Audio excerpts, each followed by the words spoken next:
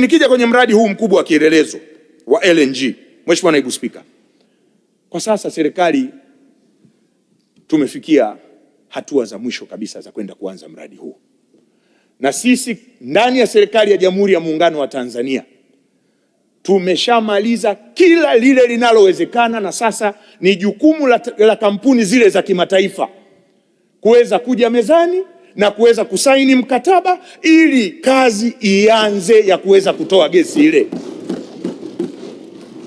Makubaliano ya kibiashara yamefikiwa, makubaliano ya kikodi yamefikiwa.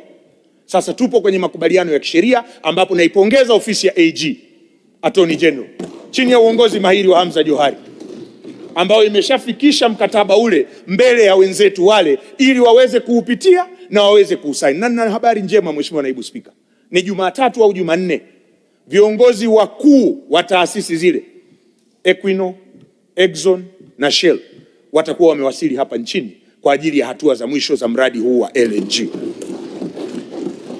Lakini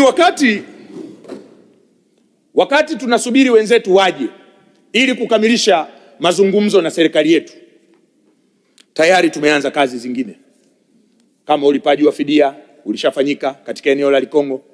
Kuna shule iliyojengwa. Hii ni kwa kushirikiana na hawa wenzetu wa Exxon, Equinor, Shell, wote tayari kuna kazi ambazo zimeanza.